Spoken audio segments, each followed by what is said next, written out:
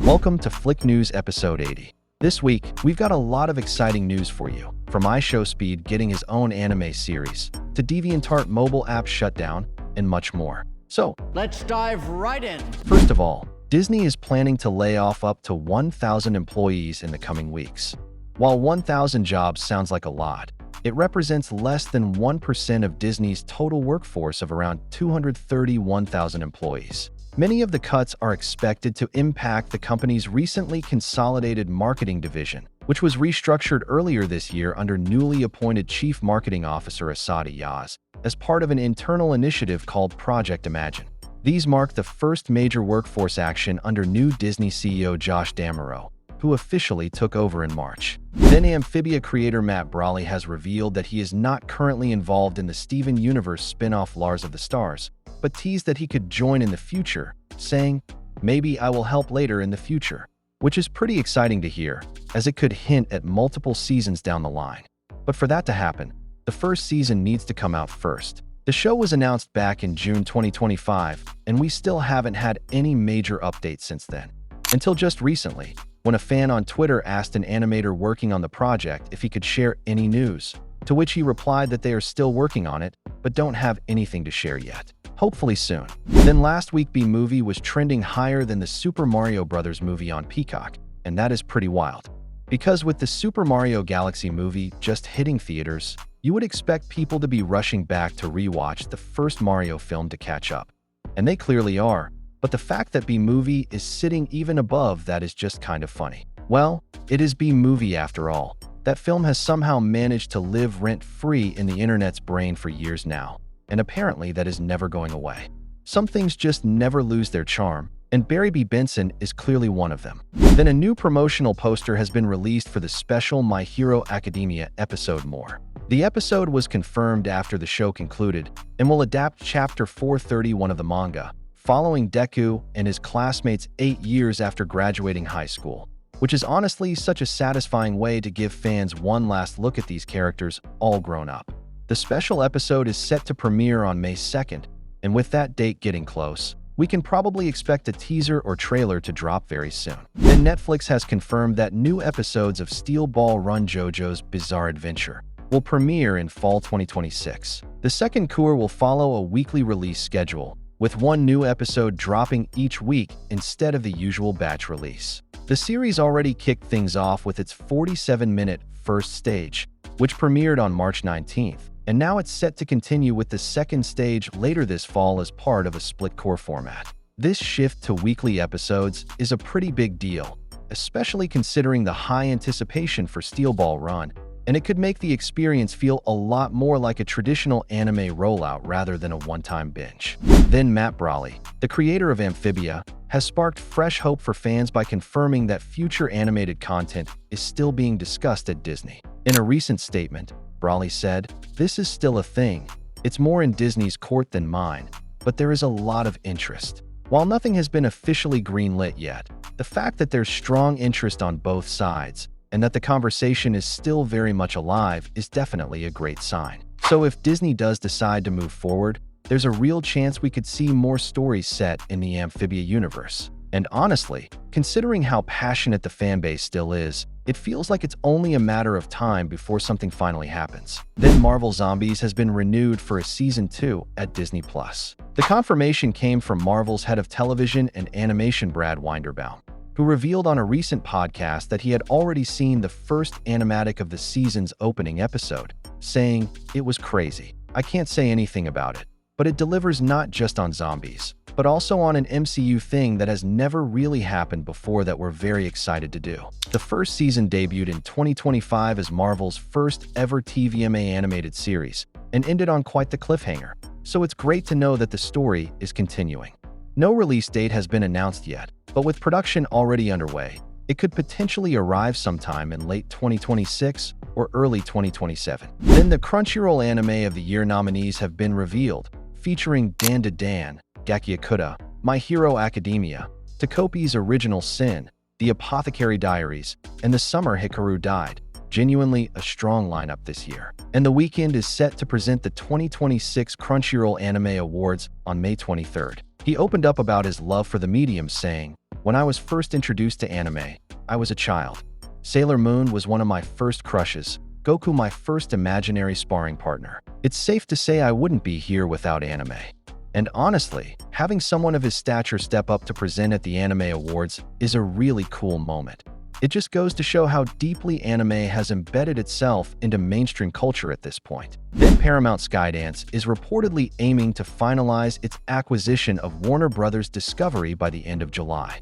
Executives at Paramount have already been instructed to start informing employees to prepare for the transition, signaling that things are moving forward pretty quickly behind the scenes. Then Yoshihisa Kishimoto has sadly passed away at the age of 64. He was the creator of the beloved Double Dragon and River City video game franchises, both of which became iconic staples of the beat-em-up genre and left a lasting mark on gaming history. Then Superman's voice actor Jack Quaid teases that Season 3 of My Adventures with Superman is his favorite season, stating, "We do some episodes that are kind of standalone, their own thing, and that are really, really exciting. I don't want to spoil it too much, but it's also maybe the funniest season we have." The season is currently in post-production and a release date has yet to be announced for Adult Swim. Then DeviantArt is facing heavy backlash after some major changes. First, its mobile app has been completely discontinued, meaning users now have to rely on the browser version.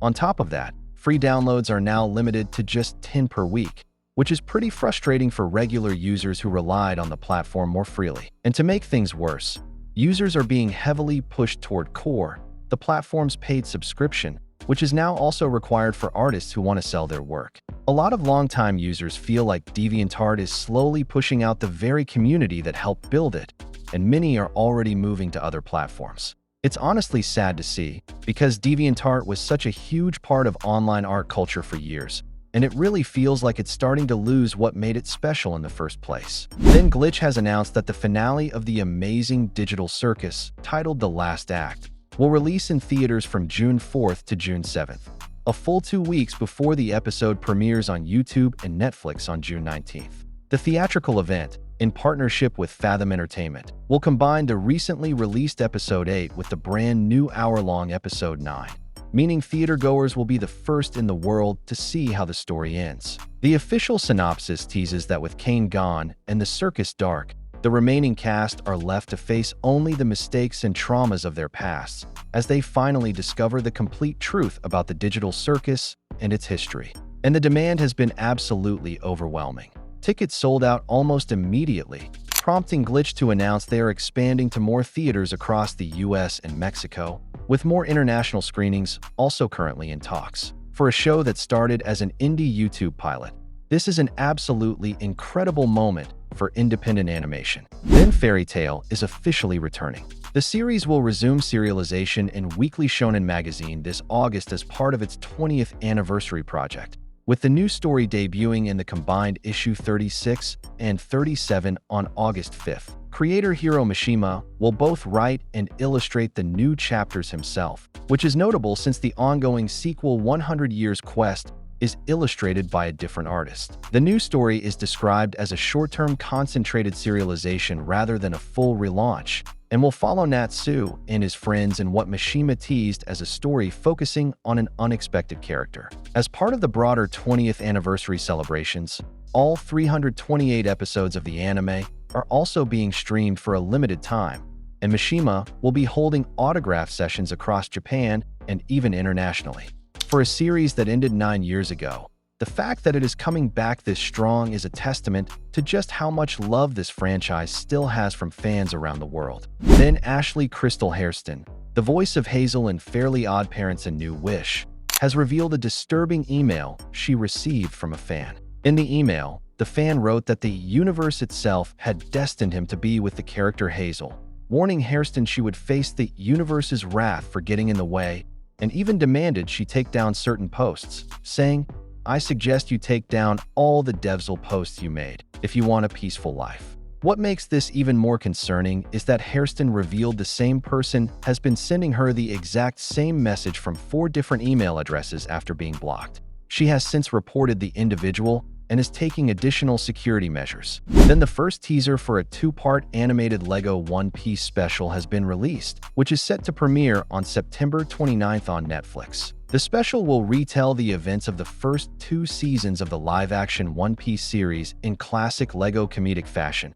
And what makes it even more fun is that the whole story is narrated by Usopp, the Straw Hat's most reliably unreliable narrator, as he retells the crew's adventures to their newest recruit, Tony Chopper. The special is animated by Atomic Cartoons, the studio behind Marvel's Spidey and His Amazing Friends, and One Piece creator Eiichiro Oda himself is attached as an executive producer. Then animation director Gary Goldman, best known for his decades-long creative partnership with Don Bluth on beloved classics like The Secret of NIMH, An American Tale, The Land Before Time, All Dogs Go to Heaven, and Anastasia, has been battling dementia since last year. According to a GoFundMe launched by a close friend of his wife, Kathy, it began with confusion while Gary was working in his home office, with his thoughts blurring and memories fading, before doctors confirmed early-onset dementia. The GoFundMe describes it as a cruel twist for someone who spent his entire life building entire worlds through storytelling,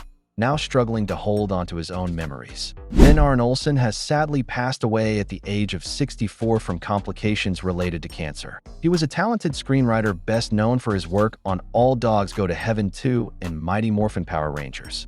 Beyond his screenwriting credits, he was also a dedicated mentor to young writers, having taught screenwriting at Capilano University and the Vancouver Film School. Then let's take a look at some newly announced premiere dates. CoComelon Lane Season 7 will stream on Netflix on April 20th. Dr. Seuss Horton Season 2 will premiere on Netflix on May 4th, and Season 4 of Chibiverse is set to premiere on May 9th. Then IShowSpeed is officially getting his own anime series. Matt Owens, who served as co-showrunner on the first 2 seasons of the One Piece live-action, will write and produce the project alongside former Paramount co-CEO Brian Robbins at his newly formed production company Big Shot Pictures, with filmmaker Harmony Korine also attached as a producer.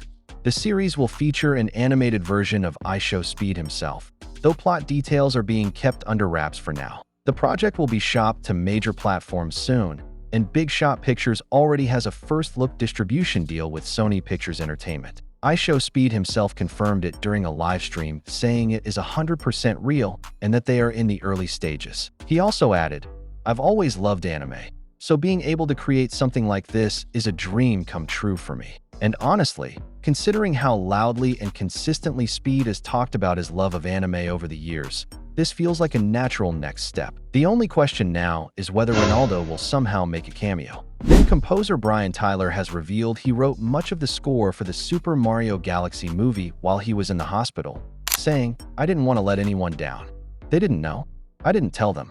I wrote a lot of the main themes from there." What makes this even more remarkable is that Tyler had suffered a double brain hemorrhage in August 2025 while working on another project, something he described as an event he shouldn't have survived. Yet despite that, he quietly kept working on the Mario score, packing in over 300 references to classic Mario games throughout, all while collaborating closely with legendary Nintendo composer Koji Kondo.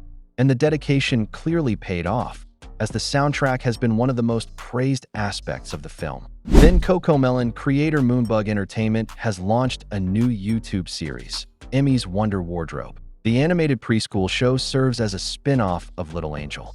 Moonbug was actually inspired to create the spin-off after seeing an overwhelming fan response to Emmy-focused episodes on Little Angel, including the viral Mermaid song. Then recent reports from YouTube reveal that indie animation is truly taking over. Around 61% of Gen Z viewers say they enjoy independent animated series just as much as, or even more than, traditional studio content. One of the biggest examples is the amazing digital Circus, which managed to trend in multiple countries with just a handful of episodes, showing how fast indie projects can blow up globally. And it's not just one show. Projects like Alien Stage pulled in over 330 million views in 2025, with nearly 90% of its audience coming from outside Korea, proving how international this space has become. The report also highlights how audiences are consuming this content. About 66% of Gen Z watch animation memes weekly, 57% watch animatics, and 63% regularly follow YouTube-made animated series. On top of that, nearly half of viewers are comfortable watching animated content in different languages, which is a huge shift from how things used to be. YouTube even pointed to 2024 as a major turning point, noting that indie animation is essentially rewriting the rules of the industry. And honestly, when you see how quickly these projects are gaining massive audiences without big studios behind them, it really feels like the entire animation landscape is changing right in front of us. Then Common Side Effects has been nominated for a Peabody Award in the entertainment category, marking Adult Swim's first Peabody nomination since The Boondocks won back in 2006. And in the children's and youth category, Marvel's Moon Girl and Devil Dinosaur and Shape Island have both received nominations. The winners will be announced on April 23rd, with a ceremony to follow on May 31st in Beverly Hills. Then Google Play has removed Doki Doki Literature Club from its store over alleged violations of its terms of service. The game had only launched on Google Play back in December 2025 without any issues, and had built up a near-perfect rating with over 20,000 reviews before suddenly being pulled 4 months later. Google's stated reason is that the game's content violates their policies in its depiction of sensitive themes. However, publisher Serenity Forge and developer Dan Salvato have pushed back strongly, saying the game is widely celebrated for portraying mental health in a way that meaningfully connects with players and helps them feel heard and less alone. The game remains available on iOS, Nintendo Switch, PlayStation, Xbox, and Steam, and the team is currently fighting to get it reinstated on Google Play, while also exploring alternative distribution methods for Android users. Then Marvel Television and Animation head Brad Winderbaum was recently asked on a podcast if Spider-Man is the best superhero ever, and he simply replied, "Disagree. Batman. He's the GOAT. Spider-Man is a close second." He went on to explain that Batman's appeal comes from his humanity. Since he has no superpowers and is just a regular human, it gives him a more aspirational edge compared to other heroes. He also mentioned that he recently read the first 6 issues of DC's Absolute Batman series and praised its fresh take on the character as more of a working-class hero. And honestly, a Marvel executive openly calling a DC character the greatest of all time on a podcast is not something you see every day. Respect for the honesty, though. And that's a wrap for this week's news. If you're new to the channel, make sure to subscribe and hit that like button. I'll see you in the next video. Till then, take care.